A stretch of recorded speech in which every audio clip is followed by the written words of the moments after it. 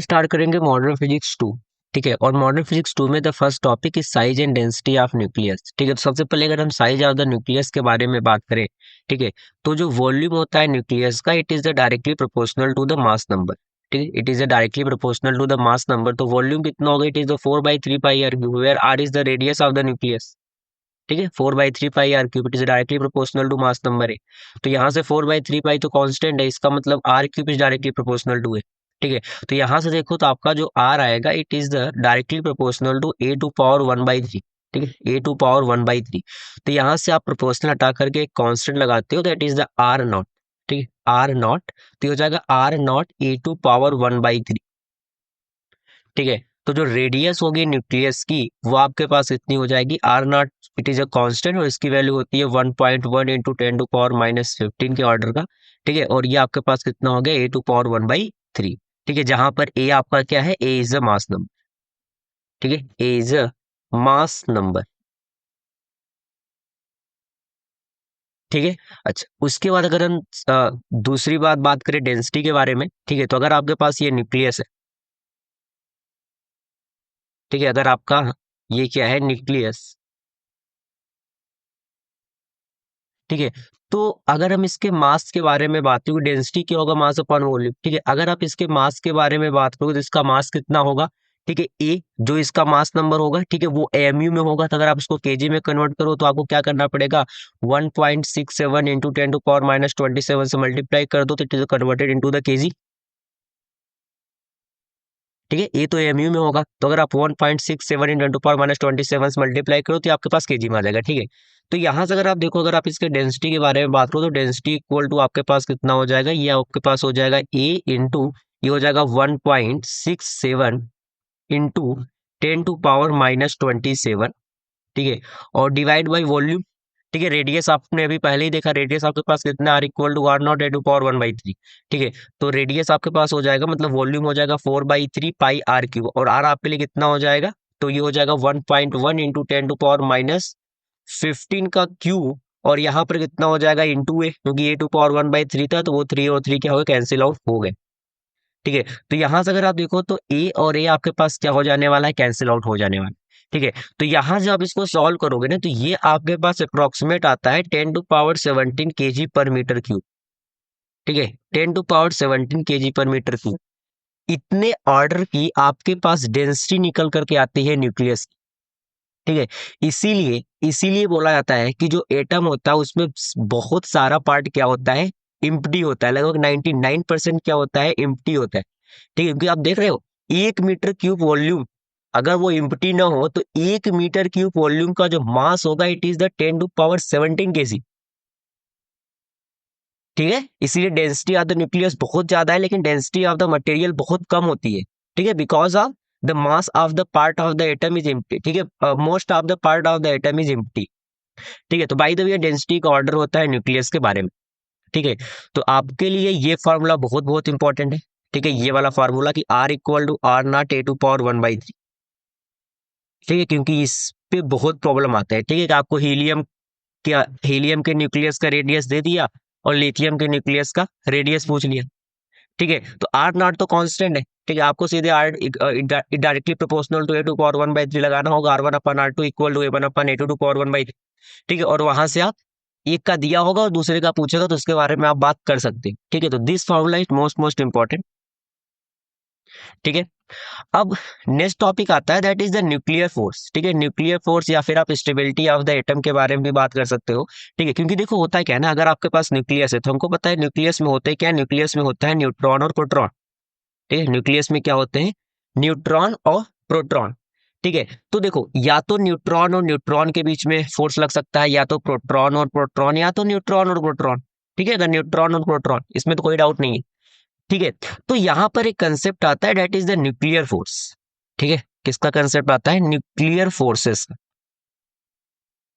ठीक है, nuclear forces का।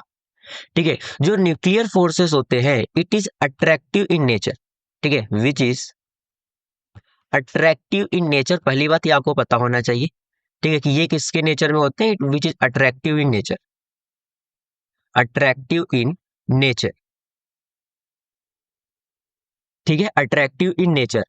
अच्छा, दूसरी बात, ये अट्रैक्टिव नेचर होते हैं और इनका जो रेंज होता है, मतलब अगर आप न्यूक्लियर फोर्स लगेगा कब, इट इज द सिग्निफिकेंट, ठीक है, it is significant for range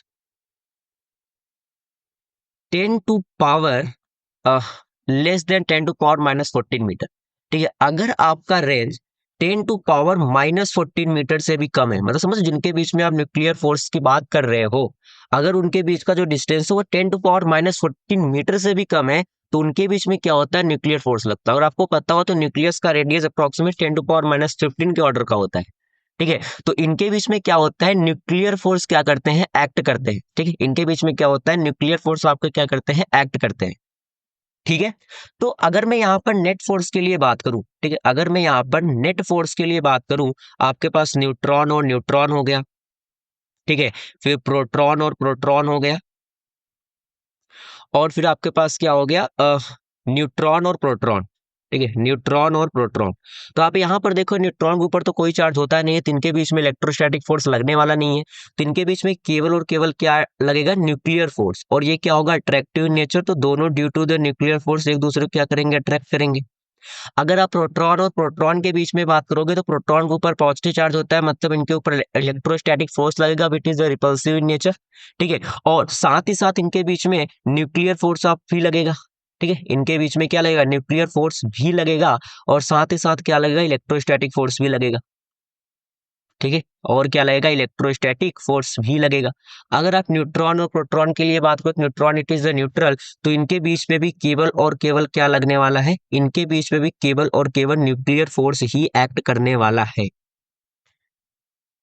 ठीक है। तो यही रीजन है कि आपका जो न्यूक्लियस होता है वो क्या होता है, आपका जो एटम होता है वो क्या होता है, स्टेबल होता है, ठीक, ठीक है। अगर आप यहाँ से नेट फोर्स के बारे में बात करो, ठीक है, तो ऐसा देखा गया है कि जो न्यूट्रॉन और न्यूट्रॉन के बीच में फोर्स होता है ना, वो बराबर होता है force between the neutron and proton, ठीक है। दोनों के बीच में क्या लग रहा है, न्यूक्लियर फोर्स लग रहा है, दोनों लगभग बराबर होते हैं, and it will be the greater then force between proton and proton. तो ये ऑर्डर ऑर्डर होता है नेट फोर्स, ठीक है। न्यूट्रॉन और न्यूट्रॉन के बीच में, न्यूट्रॉन और प्रोटॉन के बीच में, और प्रोटॉन और प्रोटॉन के बीच में, एक आपको ये ऑर्डर के बारे में भी आइडिया होना चाहिए, ठीक है, मतलब पता ही होना चाहिए ये ऑर्डर, ठीक है। तो एक छोटा सा कंसेप्ट होता है, that is the nuclear forces, ठीक है। अच्छा, उसके बाद नेक्स्ट टॉपिक आता है, that is mass defect and binding energy, ठीक है, mass defect and binding energy. तो अगर आपके पास ये न्यूक्लियस है, ठीक है, अगर आपके पास ये एक न्यूक्लियस है, ठीक है, इट इज अ न्यूक्लियस, ठीक है, मान लो कि ये एटम आपके पास है एक्स और जेड ए, ठीक है। तो अगर इसमें नंबर ऑफ न्यूट्रॉन के बारे में बात करो, तो वो आपके पास होगा ए माइनस जेड, ठीक है, ये तो नंबर ऑफ न्यूट्रॉन होंगे, और जेड क्या होंगे, नंबर ऑफ प्रोटॉन होंगे, ठीक है। तो अगर मैं मास ऑफ द न्यूक्लियस, ठीक है, mass of the nucleus theoretically की बात करूं, ठीक है, mass of the nucleus theoretically, तो mass of the nucleus theoretically क्या होना चाहिए आपके हिसाब से, न्यूक्लियस में प्रोटॉन प्रेजेंट है और न्यूट्रॉन प्रेजेंट है, तो उनका जो मास का सम होगा, it is the mass of the nucleus, ठीक है। तो ये आप लिखोगे, it is the A minus Z, जो आपके पास नंबर ऑफ न्यूट्रॉन है, तो मास ऑफ द न्यूट्रॉन, ठीक है, और प्लस जेड आपके पास नंबर ऑफ प्रोटॉन है, तो into mass of the proton, ठीक है। It is the mass of the nucleus theoretically, ठीक है, it is the mass of the nucleus theoretically. अच्छा, अगर आप मास ऑफ द न्यूक्लियस प्रैक्टिकली के बारे में बात करो कि मास ऑफ द न्यूक्लियस प्रैक्टिकली क्या होना चाहिए, तो आप कहोगे जो आपके पास मास ऑफ द एटम हो, उसमें से आप इलेक्ट्रॉन के मास को हटा दो, तो आपके पास मास ऑफ द न्यूक्लियस निकल करके चला जाए, क्योंकि एटम में है क्या, न्यूट्रॉन प्रोटॉन और इलेक्ट्रॉन, ठीक है। और न्यूट्रॉन प्रोटॉन तो आपके पास न्यूक्लियस में ही है, तो अगर आप एटम के मास में से इलेक्ट्रॉन के मास को हटा दोगे, तो then it is the mass of the nucleus, ठीक है। जो practically mass of the nucleus होना चाहिए, वो होना चाहिए m, और माइनस क्या होना चाहिए, अच्छा, इलेक्ट्रॉन भी आपके पास जेड ही होंगे, तो Z into mass of the electron, ठीक है, इसमें तो कोई डाउट नहीं है, ठीक है। अच्छा, तो और ये m क्या है, it is the mass of atom, ठीक है, m क्या है, m आपके पास क्या है, मास ऑफ द एटम। अब अगर सोचो, तो ये दोनों बराबर होने चाहिए थे, क्योंकि है तो मास ऑफ द न्यूक्लियस, लेकिन रियलिटी में ऐसा होता नहीं, ठीक है। एक्चुअली में क्या होता है, जब ये देखा गया, तो एक्चुअली वी फाइंड दैट, ठीक है, वी फाइंड दैट कि आपके पास जो मास ऑफ द न्यूक्लियस थ्योरेटिकली होता है, it is the greater then the mass of the nucleus practically, ठीक है, इसी को क्या बोला जाता है, इसी को बोलते हो आप मास डिफेक्ट। ठीक है, ये मास गया कहाँ, एनर्जी के रूप में रिलीज हो गई। ठीक है, जिसकी वजह से आपका क्या होता है, स्टेबिलिटी आती है एटम में। ठीक है, this defect is known as is known as is known as mass defect. ठीक है, इसको ही आप क्या बोलते हो, मास डिफेक्ट बोलते हो। ठीक है, तो आपके लिए delta M that is the mass defect, वो आपके पास कितना हो जाएगा, mass of the nucleus theoretically और minus mass of the nucleus practically. ठीक है, that is the most most important formula. ठीक है, it is a mass defect. ठीक है, और ये जो मास गई का, ये एनर्जी के रूप में रिलीज हो गई होगी, और ये जो एनर्जी होगी वो आइंस्टीन रिलेशन से ही आता है कि इक्वल टू एमसी स्क्वायर से। ठीक है, तो ये आपके पास होता है E equal to delta MC square. इतनी एनर्जी क्या हो गई, रिलीज हो गई ड्यूरिंग द फॉर्मेशन। ठीक है, ये एनर्जी आपके पास क्या हो गई, रिलीज हो गई, एनर्जी रिलीज्ड। ठीक है, तो अगर आप यहां से देखो तो सी क्या है, C is the speed of the light. ठीक है, तो ये आपके पास हो जाएगा डेल्टा है, और इंटू ये हो जाना चाहिए 3 × 10⁸ और इसका स्क्वायर। ठीक है, तो यहां से आपके पास हो जाएगा डेल्टा एम, और इंटू कितना हो जाएगा 9 × 10⁻16। ठीक है, और ये आपके पास जूल में है, क्योंकि आपने इसको मीटर पर सेकंड में रखा है। अच्छा, अगर ये जूल में तो आपको समझ में आएगा कि जो डेल्टा एम होगा ये केजी में होगा। ठीक है, ये आपके पास किसमें हो, केजी में होगा। यहाँ पर जो एनर्जी है ना, ये जूल में है। ठीक है, तो इस सी को आप लिखोगे, स्पीड को मीटर पर सेकंड में, डेल्टा एम किसमें हो, केजी में होगा, है ना, तभी तो ये कितना हो, केजी इंटू मीटर स्क्वायर पर सेकंड स्क्वायर। ठीक है, तो ये केजी में। ठीक है, अगर आप केजी को एमयू में कन्वर्ट करो और जूल को इलेक्ट्रॉन वोल्ट में कन्वर्ट करो, ठीक है, आपको पता है ना, 1 इलेक्ट्रॉन वोल्ट 1.6 × 10⁻19 जूल। ठीक है, तो अगर आप मास को, ठीक है, अगर आप डेल्टा एम को एमयू में और इसको इलेक्ट्रॉन वोल्ट में कन्वर्ट करोगे, तो आपके पास जो फाइनल रिलेशन आपको याद रखना है, ठीक है, जो एनर्जी रिलीज होती है वो बराबर होती है डेल्टा एम। ठीक है, और into 931.5 mega electron volt. Most most important, ये फॉर्मूला आपको पता होना चाहिए। ठीक है, और दूसरी बात, इसमें जो आप डेल्टा एम रखोगे ये आपको रखना है एमयू में। ठीक है, ये आपको किसमें रखना है, ये आपको रखना है एमयू में। ठीक है, और इसी को क्या बोला जाता है, it is the binding energy. ठीक है, it is the binding energy. ठीक है, और कुछ छोटी छोटी बात कि अगर किसी न्यूक्लियस का बाइंडिंग एनर्जी ज्यादा है, ठीक है, अगर किसी न्यूक्लियस का, देखो बाइंडिंग एनर्जी ज्यादा होने वाला, आपको समझ में आ रहा हो कि एटम को बाइंड करने की एनर्जी ज्यादा है ना, तो आपको ऐसा लग रहा होगा कि अगर किसी एटम की बाइंडिंग एनर्जी ज्यादा है, सॉरी, अगर किसी न्यूक्लियस की बाइंडिंग एनर्जी ज्यादा है तो वो ज्यादा स्टेबल हो। ठीक है, अगर किसी न्यूक्लियस की बाइंडिंग एनर्जी ज्यादा है तो वो ज्यादा स्टेबल होना चाहिए, लेकिन रियलिटी में ऐसा होता नहीं। ठीक है, हाँ, लेकिन जिसकी बाइंडिंग एनर्जी पर न्यूक्लियन ज्यादा हो, ठीक है, जिसकी बाइंडिंग एनर्जी पर न्यूक्लियन ज्यादा हो, वो ज्यादा स्टेबल हो। ठीक है, जिस न्यूक्लियस की बाइंडिंग एनर्जी ज्यादा होगी वो ज्यादा स्टेबल होगा, ये जरूरी नहीं है, लेकिन हाँ, जिस न्यूक्लियस की बाइंडिंग एनर्जी पर न्यूक्लियस ज्यादा होगा वो ज्यादा स्टेबल होगा। ठीक है, वो ज्यादा स्टेबल, तो अगर कभी भी स्टेबिलिटी कंपेयर कराए तो आपको रेशियो देखना है बाइंडिंग एनर्जी पर न्यूक्लियन का। ठीक है, जिस न्यूक्लियस की बाइंडिंग एनर्जी पर न्यूक्लियन ज्यादा होगी वो आपके पास न्यूक्लियस क्या होगा, ज्यादा स्टेबल होगा। ठीक है, वो न्यूक्लियस आपके पास क्या होगा, ज्यादा स्टेबल होगा। ठीक है, तो यहाँ पर एक आपके पास एक ग्राफ आता है, ठीक है, variation of the binding energy per nucleon with mass number. ठीक है, it is a binding energy per nucleon, और यहाँ पर आपके पास क्या होता है, मास नंबर। ये कुछ इस प्रकार से ग्राफ का आपके पास वेरिएशन होता है। ठीक है, तो इसमें जो सबसे स्टेबल आपके पास होता है ना एलिमेंट, वो आपके पास होता है आयरन। क्या होता है, आयरन। ठीक है, और इसके करेस्पॉन्डिंग जो आपके पास बाइंडिंग एनर्जी आती है वो आपके पास होती है अप्रोक्सीमेट 8.8। ठीक है, mega electron volt per nucleon. ठीक है, mega electron volt per nucleon. ठीक है, तो आयरन आपके पास सबसे ज्यादा स्टेबल होता है। ठीक है, आयरन आपके पास क्या होता है, सबसे ज्यादा स्टेबल होता है। ठीक है, तो ये ग्राफ के बारे में आपको आइडिया होना चाहिए कि ये ग्राफ का वेरिएशन कैसे होता है, और इसमें आपका जो आयरन होता है वो क्या होता है, सबसे ज्यादा क्या होता है, स्टेबल होता है। ठीक है, और अप्रोक्सीमेट जो इस रेंज में आते हैं, ठीक है, आपके इस ग्राफ के ना जो इस रेंज में आते हैं, कुछ इस रेंज में, ठीक है, वो मॉडरेट स्टेबल होते हैं, मतलब स्टेबल होते हैं लेकिन मॉडरेट स्टेबल होते हैं। ठीक है, और इसके जो इधर होते हैं इट इज हाईली अनस्टेबल। ठीक है, इस ग्राफ के राइट साइड में जो होते हैं इट इज हाईली अनस्टेबल। ठीक है, वो बहुत ज्यादा अनस्टेबल होते हैं, ठीक है। और इस ग्राफ के लेफ्ट साइड में जो होते हैं it is a slightly unstable, मतलब अनस्टेबल होते हैं नो डाउट, लेकिन इनके कंपेयर में कम होते हैं अनस्टेबल, ठीक है। तो इधर के आपके पास जो भी एलिमेंट आपके पास आते हैं ना, जनरली वो क्या करते हैं, फ्यूजन रिएक्शन करते हैं, मतलब अपने आप को ब्रेक करते हैं, ठीक है।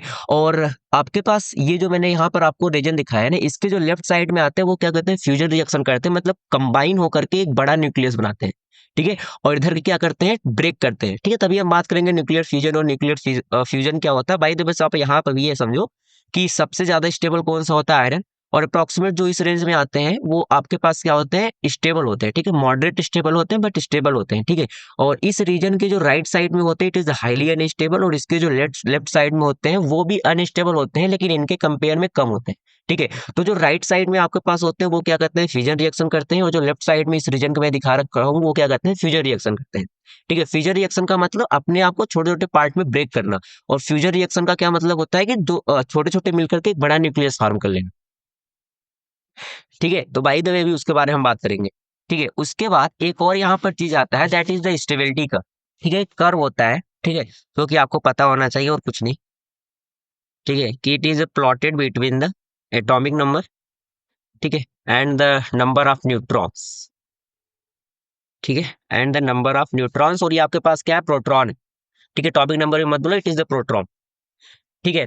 तो यहाँ पर क्या होता है, आपके पास जो स्टेबिलिटी कर्व होती है वो कुछ ऐसी होती है, ठीक है। ये आपके पास y इक्वल टू mx है, it is line of angle 45 degree, ठीक है।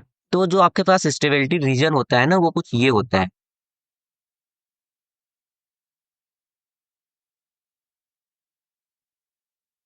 ठीक है। ये कुछ ऐसा आपके पास क्या होता है, यहाँ पर एक स्टेबिलिटी रीजन होता है, ठीक है, ये, ठीक है। तो कुछ इस प्रकार से ग्राफ बनता है। यहाँ पर आपके पास क्या है, नंबर ऑफ न्यूट्रॉन्स है, ठीक है।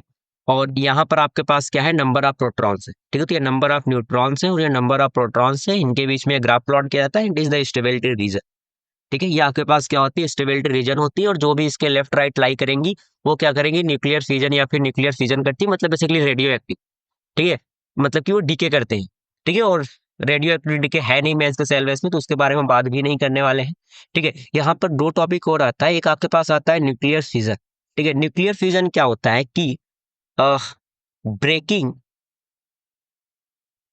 ऑफ अ हैवी, ठीक है, heavy nucleus into two or more fragments, ठीक है, ऑफ कंपेरेबल मास, ठीक है, विथ रिलीज ऑफ एनर्जी, ठीक है, ऑफ एनर्जी, ठीक है। बेसिकली कुछ नहीं, ठीक है, जो मैंने यहाँ पर आपको बताया ना, ये इस ग्राफ के, तो जो इसके इस साइड लाई करते हैं, मैंने क्या कहा कि वो हाईली अनस्टेबल होते हैं, तो वो क्या करते हैं, न्यूक्लियर फिजन करते हैं, ठीक है, वो अपने आप को ब्रेक करते हैं, ठीक है। तो ये वही है, ठीक है, कि ये क्या करेंगे, अपने आप को क्या करेंगे, ब्रेक करेंगे, ठीक है। Heavy nucleus break into two और मोर पार्ट्स, और जब ये ब्रेक करेंगे तो उसमें क्या होती है, कुछ एनर्जी भी रिलीज होती है, ठीक है, कुछ एनर्जी भी आपके पास क्या होती है, रिलीज होती है, ठीक है। तो एक रिएक्शन है न्यूक्लियर फिजन की जो कि बहुत बहुत इंपॉर्टेंट है, और यही आपसे ज्यादातर पूछी जाती है, ठीक है। तो इसका आपको तो रिएक्शन तक याद होना चाहिए, क्योंकि कभी कभी ये रिएक्शन भी एज इट इज पूछ ली जाती है मेंस में, ठीक है। तो आपके पास रिएक्शन क्या है, ये आपके पास क्या है, यूरेनियम है, ठीक है, 92 235, ठीक है। और यहाँ पर क्या हुआ कि एक न्यूट्रॉन को यहाँ पर स्ट्राइक करवाया गया, ठीक है। तो इससे आपके पास क्या हुआ, यहाँ से आपको मिलेगा बेरियम 56 141, ठीक है। इसको भी आप, ठीक है, जैसे भी लिख लो, ठीक है। और प्लस यहाँ से आपके पास क्या मिलेगा, क्रिप्टॉन 36 और 92, ठीक है। और प्लस यहाँ पर आपके पास क्या होगा, एक न्यूट्रॉन के को स्ट्राइक कराने पर आपको यहाँ पर 3 न्यूट्रॉन मिलेंगे, ठीक है। 3 न्यूट्रॉन आपको क्या होंगे, यहाँ पर मिलेंगे, ठीक है। और साथ ही साथ क्या होती है, यहाँ पर कुछ एनर्जी आपको मिलती है, it is 2 mega electron volt, ठीक है, इसके आसपास क्या होती है, एनर्जी भी इस रिएक्शन में क्या होती है, रिलीज होती है। ठीक है, बाय द वे आप इस एनर्जी को तो बता ही सकते हो, अगर आप यहाँ पर डेल्टा एम लिखो तो डेल्टा एम आपके पास क्या होगा, डेल्टा एम आपके पास होगा मास ऑफ द यूरेनियम 235, ठीक है, प्लस आपके पास क्या होगा, मास ऑफ द न्यूट्रॉन, ठीक है, और उसमें से आप किसको माइनस कर दो, मास ऑफ द बेरियम, ठीक है, plus mass of the krypton, ठीक है, और plus 3 times mass of the neutron. तो ये आपके पास क्या निकल कर आ जाएगा, डेल्टा एम। ठीक है, अगर आपको एनर्जी चाहिए तो सिंपली आप क्या करोगे, डेल्टा एम और इनटू का क्या कर दो, 931.5 मेगा इलेक्ट्रॉन वोल्ट। ठीक है, तो यहाँ से आपके पास ये एनर्जी जब आप सॉल्व करोगे तो अप्रोक्सीमेट आपके पास 200 मेगा इलेक्ट्रॉन वोल्ट के आसपास आती है। ठीक है, ये आपके पास जो एनर्जी अप्रोक्सीमेट कितनी आती है, और 200 मेगा इलेक्ट्रॉन वोल्ट। ठीक है, तो ये आपके पास क्या निकल कर आती है, ये आपके पास एनर्जी आ जाती है। ठीक है, एक काम करो आप इसको एक्स जेड के फॉर्म में ही,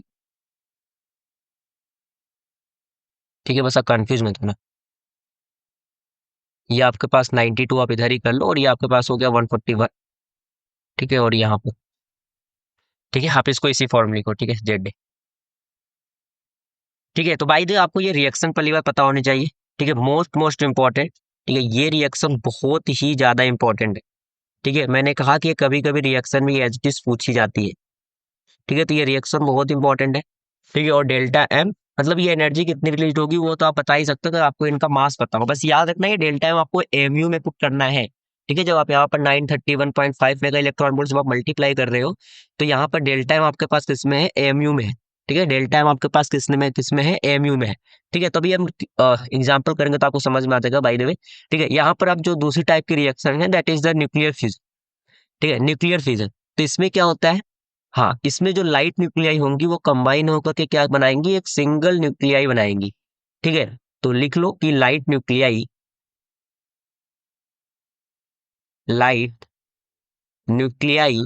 कंबाइन,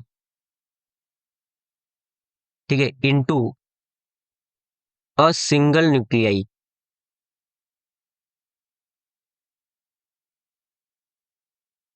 ठीक है, विथ रिलीज ऑफ एनर्जी। ठीक है, with release of energy.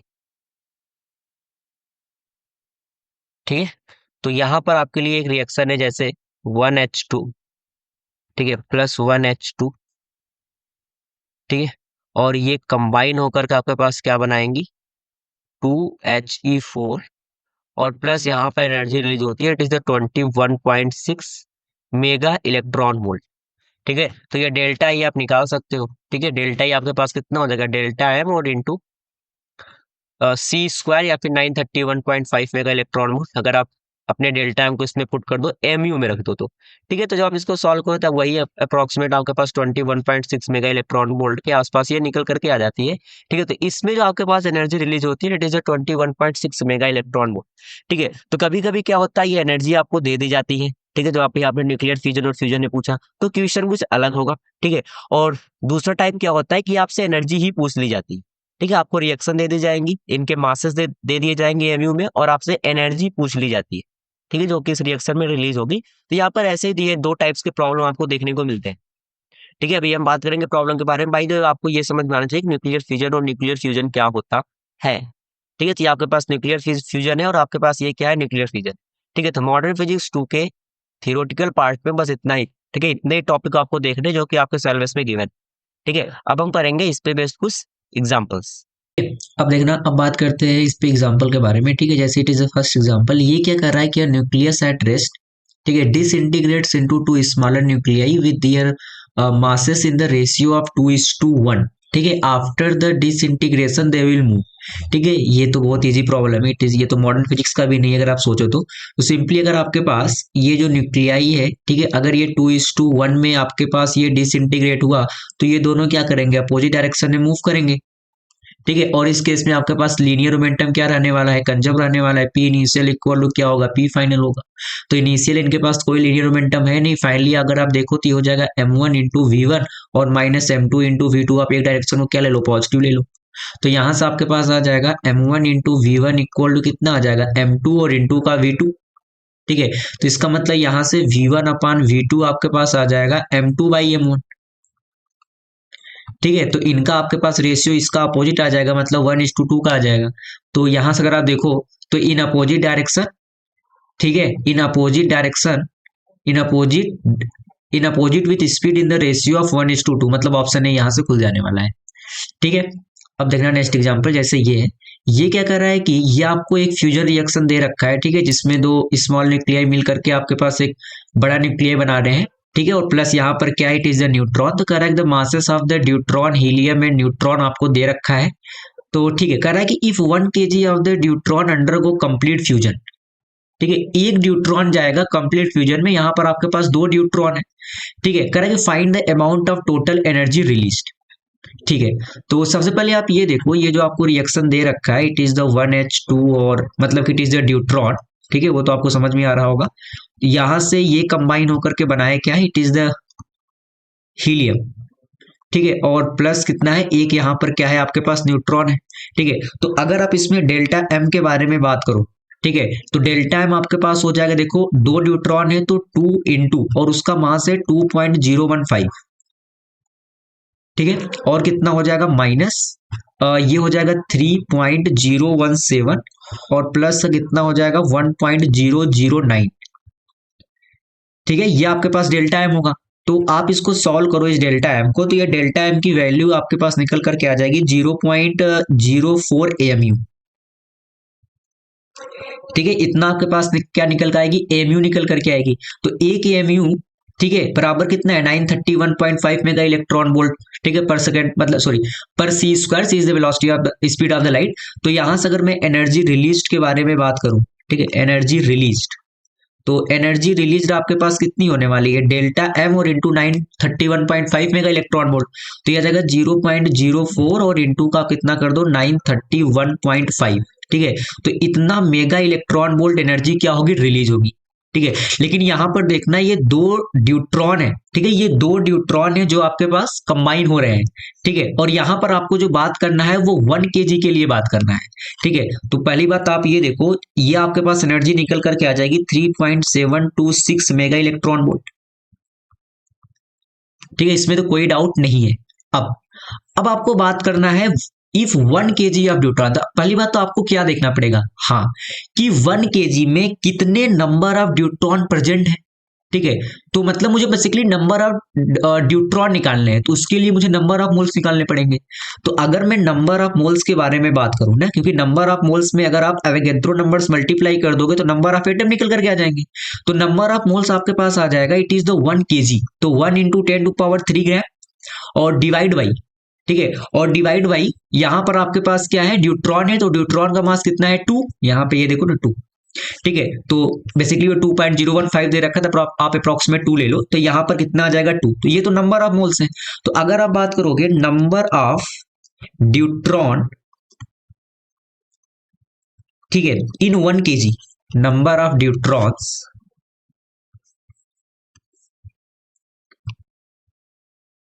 In 1 kg, तो 1 kg में नंबर ऑफ न्यूट्रॉन कितने आ गए, तो 10⁻³ और डिवाइड बाई 2 और इंटू कितना हो जाएगा 6.02 और इंटू 10⁻23।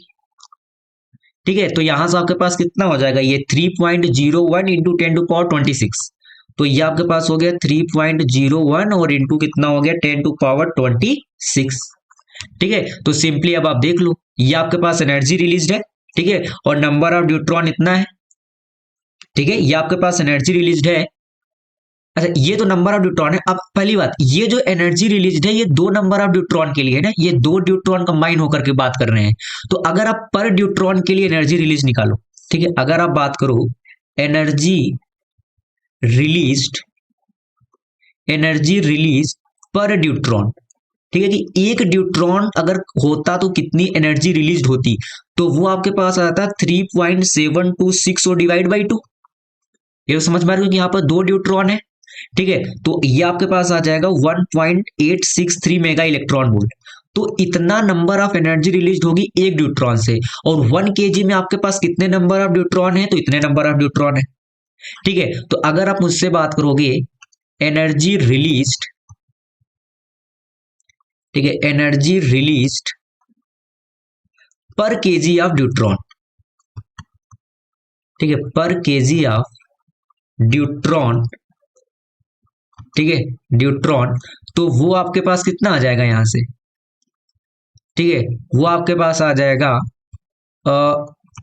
1.863, ये तो एक ड्यूट्रॉन के लिए है, ठीक है, एक ड्यूटेरियम के लिए है। और आपके पास कितने ड्यूटेरियम एटम है, इट इज 3.01 इंटू 10⁻26, तो ये हो जाएगा 3.01 और इंटू कितना कर दो 10⁻26। इसको सॉल्व कर लेना, जो भी आ जाए इतना मेगा इलेक्ट्रॉन वोल्ट, ठीक है। अब देखना नेक्स्ट एग्जांपल, ये क्या कर रहा है कि आपके पास एक न्यूक्लियाई है, ठीक है, with mass number 220 initially at rest, ठीक है, इमिट एन अल्फा पार्टिकल, ठीक है, if the Q value of the reaction is 5.5 mega electron volt, ठीक है, मतलब कि जो एनर्जी उसमें रिलीज हुई, calculate the kinetic energy of the alpha particle, ठीक है, आपको अल्फा पार्टिकल की काइनेटिक एनर्जी के बारे में बात करनी है, ठीक है। तो सबसे पहले आप ये देखो, आपके पास मान लो कि ये m था, ठीक है, एक तो इसने इमिट किया अल्फा पार्टिकल, ठीक है, एक तो क्या इसने इमिट किया, अल्फा पार्टिकल को इमिट किया, ठीक है, और प्लस मान लेते हैं कि कोई और एटम होगा, लेट एक्स, ठीक है, लेट एक्स। अच्छा, तो यहां से आपको क्या क्या चीजें समझ में आ रही होंगी कि पहली बात कि अगर मैं टोटल एनर्जी को, ठीक है, अगर मैं टोटल एनर्जी को एक बार के लिए ई बोल देता हूं, ठीक है, जो इसमें रिलीज हुई होगी इस रिएक्शन में, तो ई आपके पास होगा, it is the energy of the alpha और particle plus energy of the X, ठीक है, एक चीज तो ये होगी। दूसरा चीज और क्या होगा कि जो 220 है टोटल मास, ये बराबर होगा मास ऑफ द अल्फा और plus mass of the x particle जो भी होगा, ये दो चीज तो होना, एनर्जी बराबर होने होगी, और ये मास भी आपका बराबर होगा रिएक्टेंट और प्रोडक्ट का, इसमें तो कोई डाउट नहीं है। अब आपसे kinetic energy of the alpha particle के बारे में वो बात करना चाहता है, मतलब बेसिकली ई अल्फा के बारे में वो बात करना चाहता है ना, यही तो एनर्जी होगी इसके फॉर्म में, क्योंकि जब ये इसमें इमिट हुआ तो सिंपली आप ये समझो कि ये अल्फा पार्टिकल और ये एक्स, ठीक है, और दोनों क्या करेंगे, मूव करेंगे, तो दोनों के पास क्या होगी, काइनेटिक एनर्जी होगी, ठीक है, और यहां पर आपके पास मोमेंटम क्या होगा, कंजर्व होगा। तो यहां पर भी आप क्या लिखोगे, 0 equal to mass of the alpha particle, ठीक है, into velocity of the alpha particle, और इक्वल टू ये आपके पास हो जाएगा मास ऑफ द नॉट, और क्या हो जाएगा, minus times mass of the X और into velocity of the X. तो यहां से अगर आप देखो तो एम अल्फा मतलब mass of the alpha particle velocity of the alpha particle equal to हो जाएगा एम एक्स और इनटू का वी एक्स, ठीक है, एम एक्स और इनटू का वी एक्स, यहां तो कोई डाउट नहीं होगा because the momentum is conserve, ठीक है। तो एक तो आपके पास यहां से ये भी इक्वेशन बनेगी, ठीक है, इसमें भी कोई डाउट नहीं है। अच्छा, अब आप देखो, calculate the kinetic energy of the alpha particle, ठीक है। अच्छा, यहां से आप एक चीज और लिख सकते हो, क्या देखना, आप मोमेंटम, ठीक है, आप एनर्जी को p²/2m भी लिखते हो अगर आपको ख्याल हो तो, ठीक है, आप मोमेंटम को सॉरी एनर्जी को p²/2m भी लिखते हो, ठीक है, अगर आप यहां से इसको मोमेंटम से अगर आप इसको रिलेट कराना चाहते हो तो, ठीक है, अगर आप इसको मोमेंटम से रिलेट कराना चाहते हो तो आप इसको ये भी लिख सकते हो ना। तो क्या मैं यहां से ये भी लिख सकता हूं कि जो p² होगा it is the 2 times of the energy और इनटू मास, ठीक है। तो क्या मैं इस जो यहां पर लिखा गया है, क्या मैं इसको ये नहीं लिख सकता, 2 और 2 तो कैंसिल आउट हो जाएंगे, mass of the alpha particle into energy of the alpha particle और equal to mass of the X into energy of the particle X, लिख सकता हूं, ठीक है, बिल्कुल लिख सकता हूं। अगर मैं इसको ये लिख सकता हूं तो अब आप यहां पर एक चीज देखो, आपको चाहिए ई अल्फा, ठीक है, आपको चाहिए ई अल्फा, और आपको यहां से आप ई एक्स निकाल सकते हो, क्योंकि आपको ई तो पता ही है वो कितना है, 5.5 मेगा इलेक्ट्रॉन वोल्ट, ठीक है। तो यहां से आप ये देखो ना कि आपके पास जो ई एक्स होगा ये बराबर हो जाएगा mass of the alpha particle upon mass of the particle X और into energy of the alpha particle. अगर आप इसको पुट करो इक्वेशन 1 में तो ये देखो आपके पास क्या आ जाएगी, यहां से हो जाएगा ई, और अगर आप ई अल्फा को कॉमन खींच दोगे तो ये हो जाएगा 1 + m अल्फा और डिवाइड बाई एम एक्स, ठीक है। तो यहां से अगर आप देखो तो E इक्वल टू आपके पास हो जाएगा E अल्फा, और यहां से हो जाएगा mass of the particle X plus mass of the alpha particle और divide by mass of the particle X. तो यहां से आपके पास energy of the alpha particle हो जाएगा एनर्जी, ठीक है, जो इस रिएक्शन में आपको दी गई है, जो एनर्जी रिलीज होगी, और divide by M X plus M alpha nothing but 220, ठीक है, और इंटू, ठीक है, और into mass of the particle X. ठीक है, अब mx भी आप निकाल सकते हो क्योंकि it is the alpha particle, मतलब it is the helium nucleus. तो हीलियम मतलब कि एटॉमिक नंबर कितना होता है, 4। ठीक है, तो इसका मतलब आपके पास mx भी तो आ ही जाएगा, इट इज द 220, और इसमें से मास ऑफ द अल्फा पार्टिकल मतलब हीलियम न्यूक्लियस, तो 4 हटा दो तो आपके पास mx कितना आ जाएगा, 216। ठीक है, तो सिंपली आपके पास एनर्जी जो आ जाएगी इस अल्फा पार्टिकल की, वो आ जाएगी 216 और डिवाइड बाई 220 और इंटू का 5.5, इतना मेगा इलेक्ट्रॉन वोल्ट। ठीक है, अब देखना, अब बात करते हैं नेक्स्ट एग्जांपल का। जैसे आपके पास ये है, ठीक है, ये करेगी binding energy per nucleon versus mass number का आपको ग्राफ दे रखा है, 4 न्यूक्लियाई WXYZ। ठीक है, कह रहा है the process that would release energy, ठीक है, एनर्जी रिलीज कराना है, एनर्जी रिलीज कराना है मतलब कि क्यू क्या आना चाहिए, बेसिकली क्यू नेगेटिव आएगा।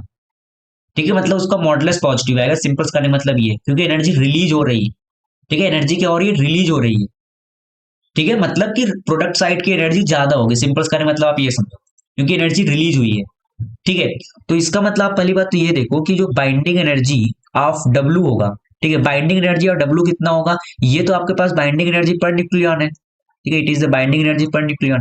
तो अगर आप इसमें मास नंबर ऑफ द न्यूक्लियाई से मल्टीप्लाई कर दोगे तो आपके पास क्या आ जाएगा, बाइंडिंग एनर्जी आ जाएगा।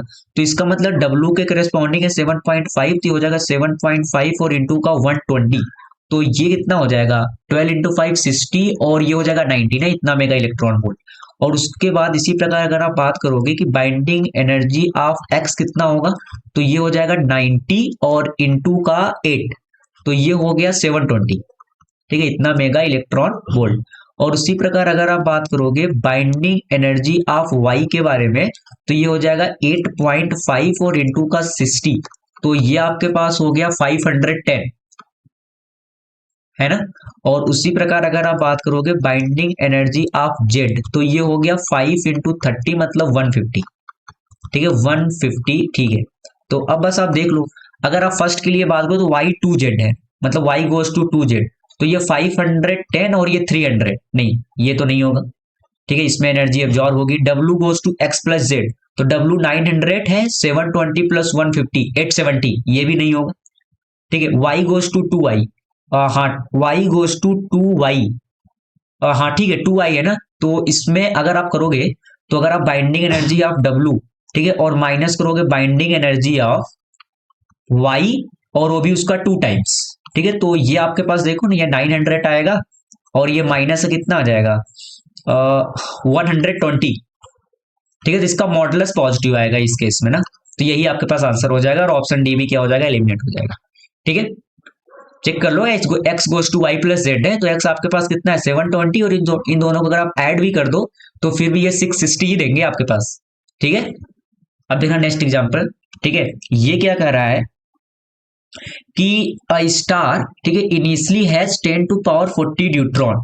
ठीक है, कितने नंबर ऑफ न्यूट्रॉन है, 10 टू पावर 40 न्यूट्रॉन। ठीक है, कह रहा है कि इट प्रोड्यूस एनर्जी, ठीक है, वाया दीज टू प्रोसेस। अच्छा, तो एक तो आपके पास 1H2 plus 1H2 goes to 1H3 plus P। ठीक है, मतलब it is the proton, simple करने मतलब ये है, और यहां पर है 1H2, ठीक है, और प्लस 1H3, ठीक है, और it is goes to 2He4, और प्लस क्या है, न्यूट्रॉन है। तो अगर आप इन दोनों रिएक्शन को ऐड कर दो, ठीक है, तो ये और ये तो हट जाएंगे। ठीक है, ये आपके पास आ जाएगा 3, तो आ जाएंगे आपके पास न्यूट्रॉन।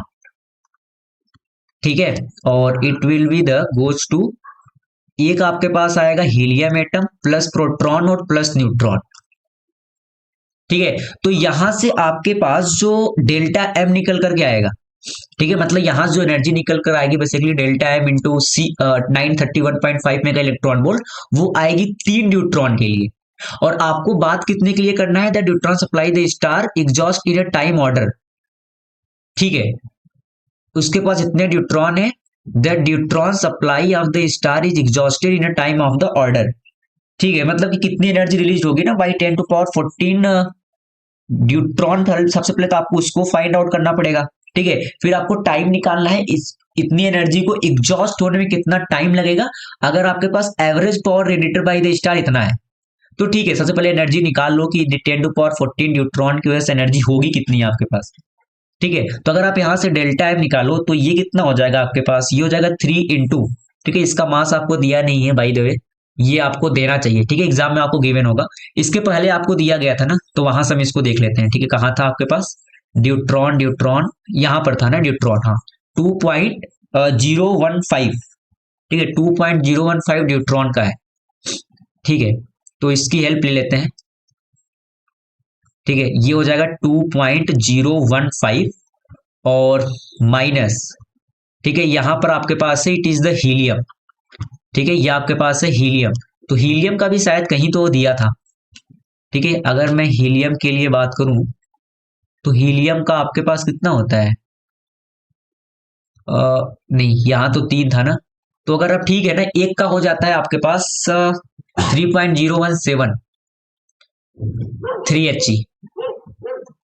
अगर आप एक हीलियम न्यूक्लियस के लिए बात करोगे, ठीक है, ये जो आपको दे रखा है हीलियम, इसके लिए जो एनर्जी होती है वो आपको गिवन रहेगी, ठीक है, अब मैं यहाँ पर लिख दे रहा हूँ, इसकी आपके पास होती है 4.001 अप्रोक्स, ठीक है, इतनी आपके पास होती है, ठीक है, और अगर आप प्रोटॉन के लिए बात करोगे और न्यूट्रॉन के लिए बात करोगे तो हो जाएगा 1.007 और माइनस 1.0008, ठीक है, ये सब वैल्यू आपको गिवन रहेगी, ठीक है, उसके बारे में आप चिंता मत लेना, ठीक है, तो यहां से आपके पास डेल्टा एम निकल करके आ जाएगा बेसिकली 0.026 AMU, ठीक है, तो अगर जब आप एनर्जी रिलीज्ड के बारे में बात करोगे, एनर्जी रिलीज्ड कितनी हुई, तो ये जो एनर्जी रिलीज्ड होगी बेसिकली आपको समझ में आ रहा होगा कि ये एनर्जी रिलीज्ड होने वाली है जब 3 न्यूट्रॉन कंबाइन हो रहे हैं, ठीक है, जब 3 न्यूट्रॉन कंबाइन हो रहे हैं तो ये हो जाएगा 3 और इंटू का 0.026, नहीं नहीं एक मिनट आप, ये आपके पास हो जाएगा नॉट 3, ये तो खुद ही 3 की वजह से ही है,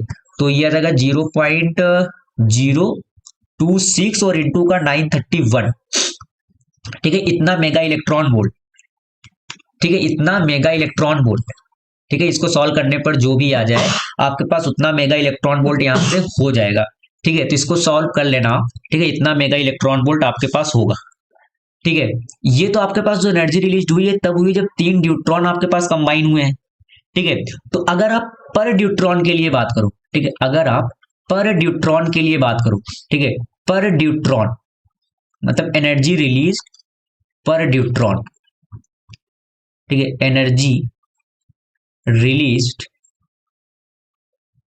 पर न्यूट्रॉन, ठीक है, तो अगर आप पर न्यूट्रॉन के लिए बात करोगे तो ये आपके पास कितनी हो जाएगी 0.026 इंटू 931 और डिवाइड बाई 3 न्यूट्रॉन थे तो डिवाइड बाई 3, इतना मेगा इलेक्ट्रॉन वोल्ट आपके पास है 10⁻40 न्यूट्रॉन, ठीक है, तो अगर मैं अब बात करूं कि एनर्जी रिलीज्ड,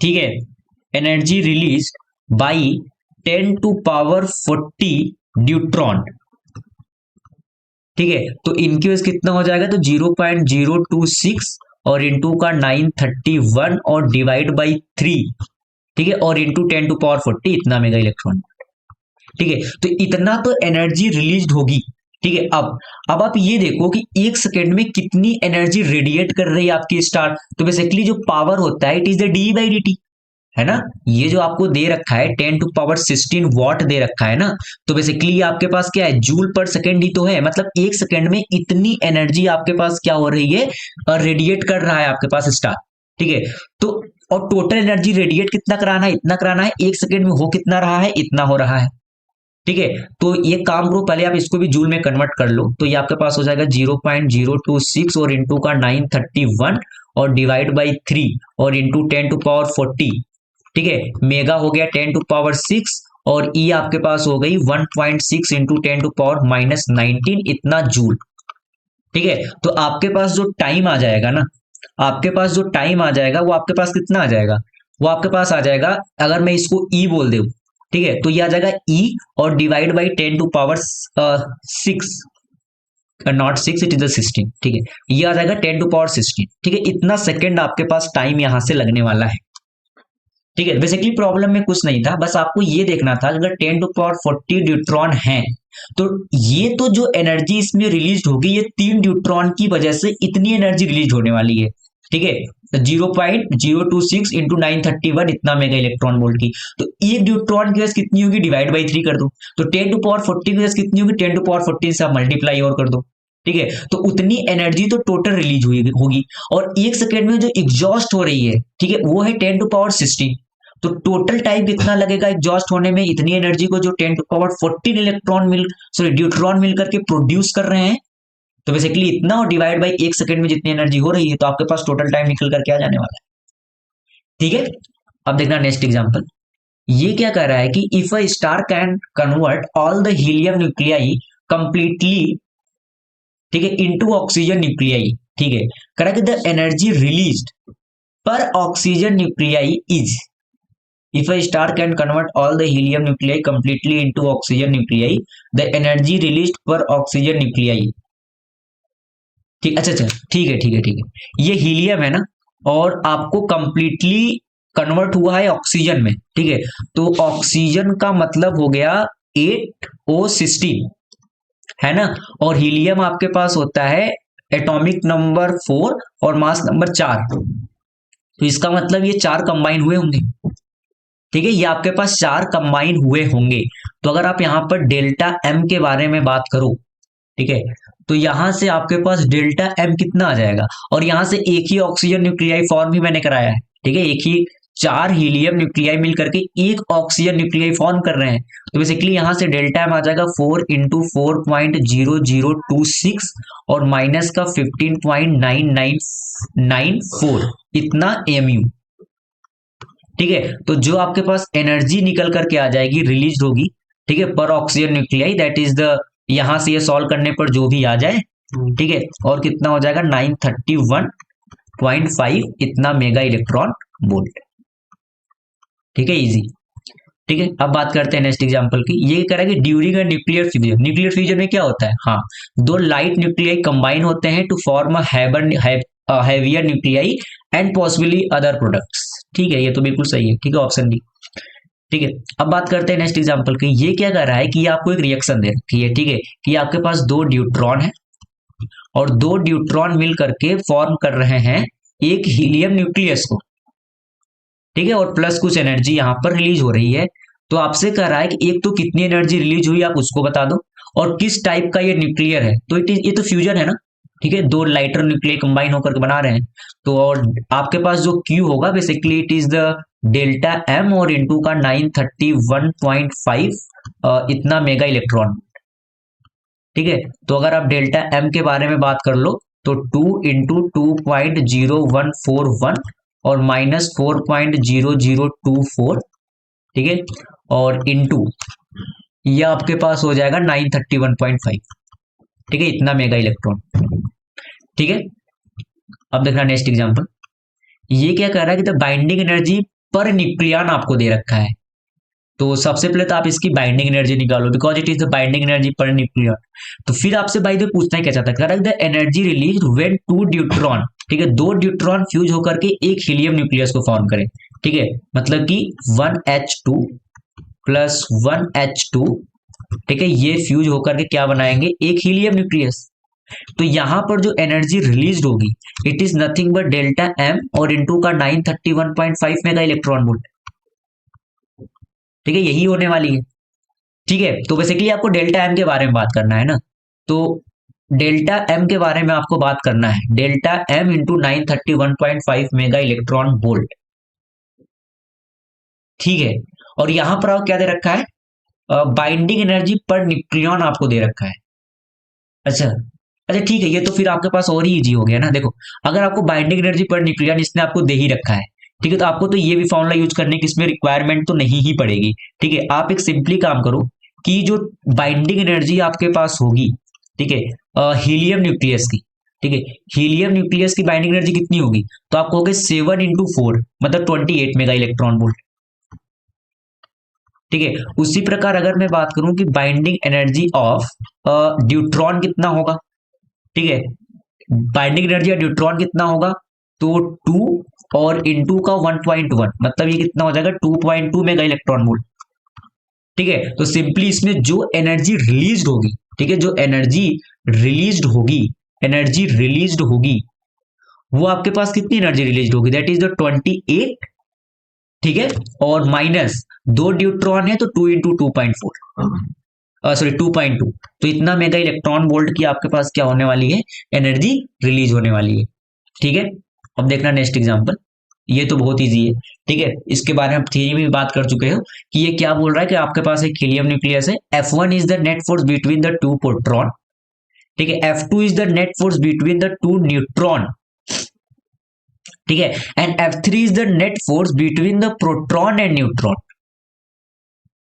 ठीक है। तो अगर मैं आपको दिखाना चाहूं, जब आप स्टेबिलिटी के बारे में, ठीक है, यहां पर जब आप बात कर रहे थे, ठीक है, कहां पे, जब आप स्टेबिलिटी के बारे में बात कर रहे होगे तो वहां पर ये बात चली होगी, ठीक है। तो आप यहां पर देखो, ठीक है, बेसिकली न्यूट्रॉन न्यूट्रॉन और न्यूट्रॉन प्रोटॉन में क्या होता है, केवल और केवल आपके पास हाँ न्यूक्लियर फोर्सेस ही काउंट होते हैं, और प्रोटॉन प्रोटॉन में क्योंकि ये इलेक्ट्रोस्टैटिक फोर्सेस भी आ जाते हैं तो नेट फोर्स घट के क्या हो जाता है, कम हो जाता है ना। तो बेसिकली आपसे देखो वही यहाँ पर पूछा भी है, ठीक है, कि इसने क्या बोल रखा है आपसे कि F1 is the net force between the two proton, F2 is the net force between the neutron and F3 is the net force between the proton and neutron. तो इसका मतलब आपके पास क्या हो जाएगा, F2 equal to F3 and it will be the greater than F1, ठीक है, मतलब ऑप्शन बी, ठीक है। अब देखा नेक्स्ट एग्जांपल, ये क्या कर रहा है, the binding energy of alpha particle, ठीक है, तो अल्फा पार्टिकल का मतलब हीलियम न्यूक्लियस, ठीक है, सिंपली। तो यहां पर अगर आप ये देखो कि आपके पास मास ऑफ द प्रोटॉन कितना है और मास ऑफ द न्यूट्रॉन उसने आपको दे ही रखा है, ठीक है, और मास ऑफ द अल्फा पार्टिकल भी आपको दे रखा है। तो यहाँ पर प्रोटॉन कितने होंगे, तो वो तो होंगे 2, और न्यूट्रॉन कितने होंगे, तो 4 - 2 मतलब वो भी कितने होंगे, 2 ही होंगे, ठीक है।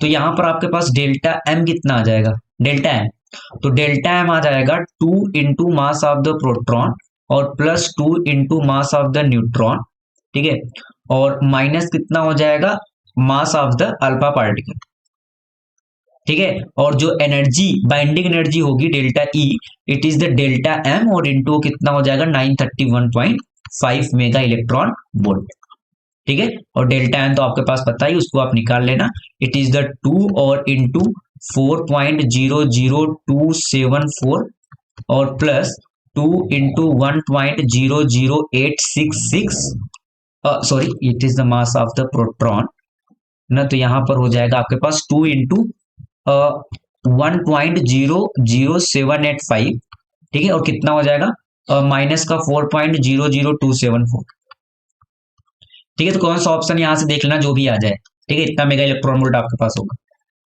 अब देखना नेक्स्ट एग्जांपल, ये क्या कर रहा है कि on the bombardment of uranium 235, ठीक है, by slow neutron 200 mega electron volt energy release हुई है।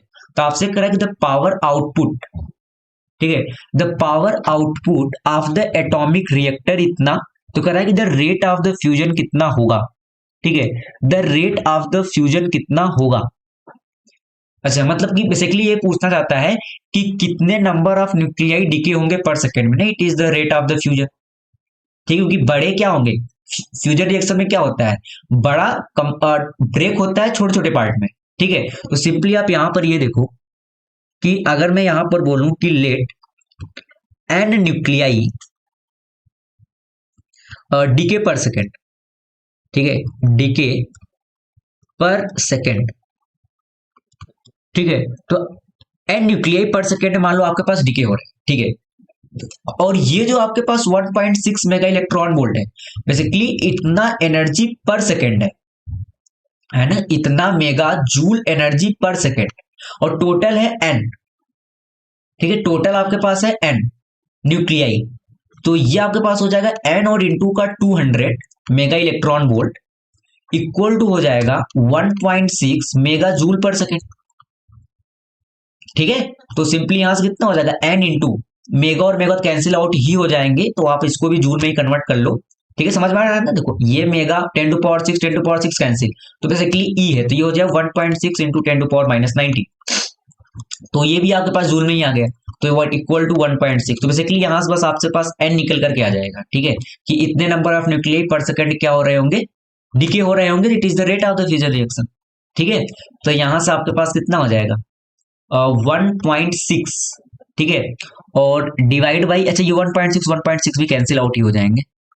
ठीक है, तो इसको भी आप हटा ही दो, तो यहां से बेसिकली ये हो जाने वाला है 1 और डिवाइड बाई 200 और इंटू 10 to power-19। ठीक है, यहां से जो भी निकल करके आ जाए, ठीक है, इतना आपके पास हो जाएगा पर सेकंड। ठीक है, इजी है ना? बस rate of the fusion reaction मतलब कितने नंबर ऑफ न्यूक्लियाई एक सेकंड में डिके हो रहे हैं, दैट्स इट। ठीक है, अब देखना नेक्स्ट एग्जांपल। ये कर रहा है, आपको रिएक्शन दे रखी है, ठीक है, और बाइंडिंग एनर्जी पर न्यूक्लियन आपको दे रखा है, और आपसे एनर्जी रिलीज के बारे में बात कर रहा है। ठीक है, तो अगर आप मुझसे बात करो कि बाइंडिंग एनर्जी ऑफ एक्स कितना है, तो एक्स की बाइंडिंग एनर्जी है 7.4, it is the binding energy per nucleon, तो इंटू 200 कर दो। उसी प्रकार अगर आप बात करोगे कि बाइंडिंग एनर्जी ऑफ ए कितना है, तो ए की बाइंडिंग एनर्जी आपके पास है 8.2 और इंटू का 110। ठीक है, और उसी प्रकार अगर आप बात करो कि बाइंडिंग एनर्जी ऑफ बी कितना है, तो वो आपके पास है 8.2 और इंटू का 90। ठीक है, तो जो एनर्जी आपके पास रिलीज हुई होगी, ठीक है, जो आपके पास एनर्जी रिलीज हुई होगी वो बेसिकली किसके बराबर होगी, it is the binding energy of A, ठीक है, plus binding energy of B. ठीक है, और उसमें से आप किसको माइनस कर दो, बाइंडिंग एनर्जी ऑफ एक्स को क्या कर दो, आप माइनस कर दो, दैट्स इट। ये निकल करके आ जाएगा इतना मेगा इलेक्ट्रॉन। ठीक है, अब देखना नेक्स्ट एग्जांपल। ये क्या कह रहा है कि the energy release in the fusion of 2 kg, ठीक है, 2 kg ऑफ हाइड्रोजन, ठीक है, deep in son of E H and the energy, ठीक है, और 2 kg of uranium is EU। अच्छा, और 2 kg ऑफ हाइड्रोजन के लिए भी आपको बताना है, और आपको रिएक्शन दे रखी है। ठीक है, तो आपको समझ में आ रहा है कि यहां पर अगर आप देखो तो 4 हाइड्रोजन जब कंबाइन हो रहे हैं तो इतनी एनर्जी को रिलीज कर रहे हैं, ये 4 हाइड्रोजन कंबाइन होकर के एनर्जी रिलीज कर रहे हैं। ठीक है, तो अगर आप एनर्जी एनर्जी रिलीज्ड, ठीक है, एनर्जी रिलीज पर हाइड्रोजन एटम के लिए बात करोगे, ठीक है, पर हाइड्रोजन एटम के लिए बात करोगे तो हो जाएगा 26.7/4 मेगा इलेक्ट्रॉन वोल्ट। ठीक है, और 2 kg में कितने नंबर ऑफ हाइड्रोजन एटम होंगे, तो अगर आप मोल्स के लिए बात करो तो मोल्स तो हो जाएगा 2 इंटू 10 to power 3 और डिवाइड बाई 1। ठीक है, तो नंबर ऑफ हाइड्रोजन एटम जो आपके पास होंगे इन 2 kg, ठीक है, वो हो जाएगा 2 into 10 to power 3 divide by 1 और into Avogadro number 6.02 into 10 to power 23। ठीक है, तो जो आपसे पास EH निकल करके आ गया, that is the energy release in fusion of 2 kg of hydrogen atom, वो आ जाएगा 26.7 डिवाइड बाई 4 और इंटू ये हो जाएगा 2 Na। में एक बार के लिए इसको लिख देता हूं, ठीक है, एवोगैड्रो नंबर को, क्योंकि आपको रेशियो निकालना है, आई थिंक वो कैंसिल आउट ही हो जाएगा। ठीक है, और ये आपके पास हो जाएगा इंटू 10 to power 26.2 Na और इंटू 10 to power 3। ठीक है, उसी प्रकार, ठीक है, उसी प्रकार जब आप बात करोगे EU के बारे में, तो मैं डायरेक्ट लिख दे रहा हूं, इस बार देखना। यूरेनियम के लिए आपको रिएक्शन कहां दे रखा है, अच्छा वो नहीं दे रखा है, अच्छा उसने आपको सीधे ये बोल रखा है कि 200 मेगा इलेक्ट्रॉन वोल्ट है पर फ्यूजन ऑफ न्यूक्लियस, मतलब एक न्यूक्लियस के फ्यूजन में। ठीक है, और 2 kg के लिए आपको बात करना है, तो ये तो हो गया देखो पर यूरेनियम के फ्यूजन में जो एनर्जी रिलीज हो रही it is the 200 mega electron volt, और 2 kg में कितने नंबर ऑफ आपके पास यूरेनियम होंगे, तो आपको देखो 2 इंटू 10 to power 3 और divide by 235, it is the number of moles और इंटू एवोगैड्रो नंबर। ठीक है, तो इतना तो नंबर ऑफ आपके पास क्या हो गए, यूरेनियम होंगे 2 kg में। ठीक है, और एक यूरेनियम में जो एनर्जी रिलीज हो रही है from 1 uranium, it is the 200 mega electron. ठीक है, तो आपको बात किसके बारे में करना है, EH अपॉन EU।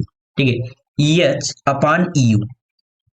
ठीक है, तो वो तो आप कर ही सकते हो ना। देखो EH अपान जब आप EU करोगे तो ये कहानी और ये कहानी हो जाएगी कैंसिल आउट। ठीक है, जो आपको सबसे पहला यहां पर दिख रहा होगा, ठीक है, कि ये तो आपके पास कैंसिल आउट हो जाएंगे। ठीक है, ये आपके पास कैंसिल आउट हो जाने वाले हैं। ठीक है, उसके बाद आपके पास यहां से बचेगा क्या, यहां से आपके पास आ जाएगा 226.7। ठीक है, और डिवाइड बाई 4 और इंटू 235 जाएगा ऊपर। ठीक है, और डिवाइड बाई ये 200 आपके पास आ जाएगा नीचे। हाँ, ठीक है, तो बस आप इसको सॉल्व कर लेना, यहां से जो भी आपके पास आंसर निकल करके आ जाए। ठीक है, यहां से आपके पास जो भी आंसर निकल करके आ जाए, it will be your answer. ठीक है, ये चपान यू।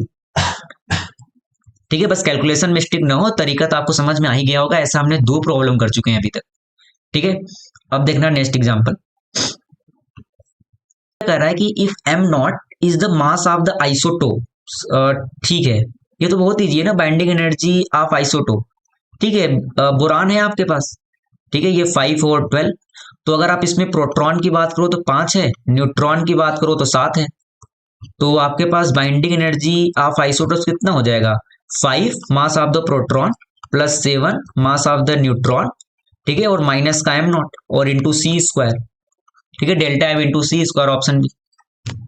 ठीक है, अब देखना, बात करते हैं नेक्स्ट एग्जांपल की। ये क्या कर रहा है, इन हाइपोथेटिकल फ्यूजन रिएक्शन। अच्छा, आर के बारे में बात करनी है। तो पहले यार आप देखो, मास नंबर सेम होना चाहिए, एटॉमिक नंबर भी। तो 92 यहाँ है, 36 और 56, 92। ये 236, 141 प्लस 92, 141 प्लस 92, 141 प्लस 92, ये हो गया 3 और 3 और 2, 233। तो आपको 3 और चाहिए ना, 3 और चाहिए, तो ये हो जाएगा 236। तो सिंपली आपके पास आर क्या हो गया, न्यूट्रॉन हो गया ना, क्योंकि न्यूट्रॉन आपके पास कितना होता है, 0 1। तो अगर आप इसमें 3 की मल्टीप्लाई कर दोगे तो ये आपको पास 3 एटॉमिक नंबर दे देगा, मतलब 3। तो ये तो आपके पास 236 बना देगा। इसका मतलब आपके पास आर क्या है, it is the sorry, it is the neutron. ठीक है, अब देखना नेक्स्ट एग्जांपल। ये क्या कर रहा है कि बाइंडिंग एनर्जी, ठीक है, ऑफ अ सर्टेन न्यूक्लियाई इतना है, how much the difference between the total mass of the nucleons and nuclear mass of the given.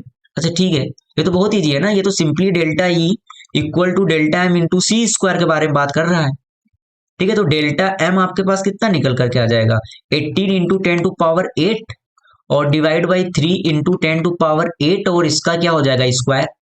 तो ये हो जाएगा 18 इंटू 10⁸ और इंटू 10⁻⁻16 और डिवाइड बाई 9। ठीक है, तो ये हो गया 2 इंटू 10⁻⁸ kg। ठीक है, तो मतलब 2 इंटू 10⁻⁵ ग्राम, इसका मतलब 20 माइक्रोग्राम। ठीक है, तो ऑप्शन कौन सा खुल जाएगा, ऑप्शन बी। ठीक है, अब देखना नेक्स्ट एग्जांपल। ये क्या कर रहा है कि the mass number of a nuclei having equal equal to half of the radii of the. ठीक है, तो बेसिकली ये तो आप देख ही चुके हो ना कि R is directly proportional to A⁴ ठीक है, तो R1 आपके पास हो जाएगा, मतलब अगर आप R1 अपान R2 के बारे में बात करोगे तो ये हो जाएगा A1 अपान A2। ठीक है, और इसका पावर 1/3। तो आपसे कह रहा था mass number of the nuclei बताओ जिसका radius equal to half of the radius हो, जिसका मास नंबर इतना है। तो मतलब अगर R1 को आप R लो तो R2 कितना है, R/2 है, और A1 आपके पास है 192, और A2 के बारे में आपको बात करनी है सिंपली। ठीक है, तो ये हो गया 2, तो ये हो गया 8। हाँ 8 इक्वल टू हो जाएगा 192 और डिवाइड बाई A2। तो यहां से A2 आपके पास हो जाने वाला है 192/8। तो ये कितना हो गया आपके पास, ये हो जाएगा 24। ठीक है, 24 मतलब ऑप्शन है। ठीक है, अब देखना नेक्स्ट एग्जांपल। ये क्या कर रहा है कि in a nuclear fusion reaction, ठीक है, after isotopes of mass m, ठीक है, their similar daughter nuclei of same mass, ठीक है, इज फॉर्म्ड। ठीक है, the speed of the daughter nuclei in the term of the mass. ठीक है, तो इसका मतलब आपके पास एक बड़ा मास है m, ठीक है, जिससे 3 स्मॉलर डॉटर न्यूक्लियाई अब सेम मास फॉर्म हो गए। ठीक है, इसके मास को मैं एम एम बोल देता हूं कि एम एम और एम। तो इसका मतलब एम बराबर होगा 3m के, सिंपल। अगर आप डेल्टा एम के बारे में बात करो तो ये हो जाएगा m माइनस 3m। ठीक है, तो यहां से जिस दिन अगर आप 3m के बारे में बात करोगे, it is the m minus delta m। और आपको बात करना है इनके स्पीड के बारे में, तो इनकी जो काइनेटिक एनर्जी होगी, देखो एक डॉटर न्यूक्लियाई की होगी हाफ mv², 3 फॉर्म हुए हैं तो इंटू का 3 और कर दो आप, और इक्वल टू आपके पास कितना हो जाएगा, डेल्टा एम का delta M into C square के बराबर। ठीक है, तो यहां से सिंपली आपके पास कितना हो गया, देखो 3m into V square equal to 2 times of delta M C square. तो वेलोसिटी आपके पास हो जाएगा, सी तो बाहर आ जाएगा, इसका स्क्वायर है, और ये हो जाएगा 2 टाइम्स ऑफ डेल्टा एम और डिवाइड बाई 3m, और 3m को आप यहां से रिप्लेस कर देना। ठीक है, तो ये आपके पास कितना हो जाएगा, v हो जाएगा c और under the root of 2 delta m। ठीक है, और divide by m minus delta m। ठीक है, और फिर यहां से आप और क्या कर सकते हो, आप एक काम करो यहां से कि m माइनस डेल्टा m को अप्रोक्सीमेट m ही ले लो। ठीक है, क्योंकि आपके पास ये जो डेल्टा m है ना, ये बहुत कम होगा as compare to the m। ठीक है, तो यहां से क्योंकि आपके पास आंसर देखो तभी आएगा अगर आप m minus delta M approximate, अगर आपने m ले लिया, ठीक है m ले लिया, तो यहां से v आपके पास आ जाएगा c times of under root में 2 टाइम्स ऑफ डेल्टा m, और डिवाइड बाई कितना हो जाएगा m, मतलब ऑप्शन सी खुल जाएगा आपके पास।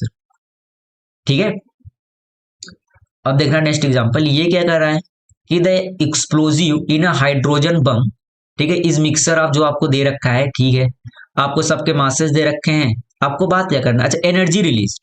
ठीक है, अगेन आप अगर इन दोनों को ऐड कर दो सिंपली, ठीक है, तो ये आपके पास क्या बन जाने वाला है, ये आपके पास हो जाएगा 3Li6, ठीक है, और प्लस 1H2, ठीक है, और 1H3 प्लस एक आपके पास है न्यूट्रॉन, और यहां पर आपके पास हो जाएगा 2 हो जाएंगे आपके पास हीलियम। ठीक है, और प्लस 1H3, अच्छा 1H3 फिर तो आपके पास ये तो हट ही गए। ठीक है, तो इनको तो आप हटा दो, और यहां पर आपके पास आएगा एक न्यूट्रॉन, तो न्यूट्रॉन भी यहां से हट ही जाने वाला है। ठीक है, न्यूट्रॉन भी यहां से हट ही जाएगा। ठीक है, तो सिंपली आपके पास ये बैलेंस रिएक्शन आपके पास आ जाएगी यहां से, जब आप इन दोनों को ऐड करोगे तो। ठीक है, तो यहां से आपके पास जो डेल्टा ई निकल करके आ जाने वाला है, ये हो जाएगा 3 और इंटू 6.01690 प्लस,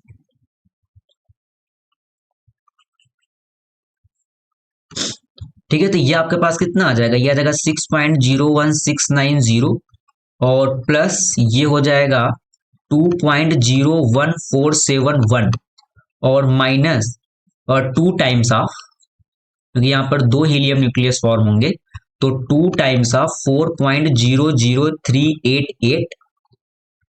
ठीक है, और इनटू आप क्या कर दो 931.5, इतना मेगा इलेक्ट्रॉन वोल्ट।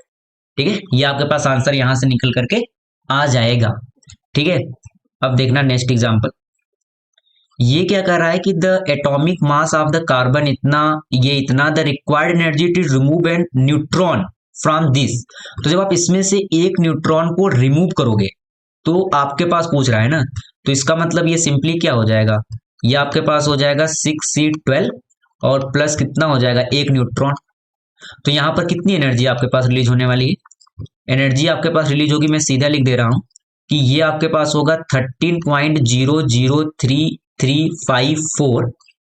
ठीक है, और माइनस ये हो जाएगा आपके पास 12.000, ठीक है, और प्लस 1.008665।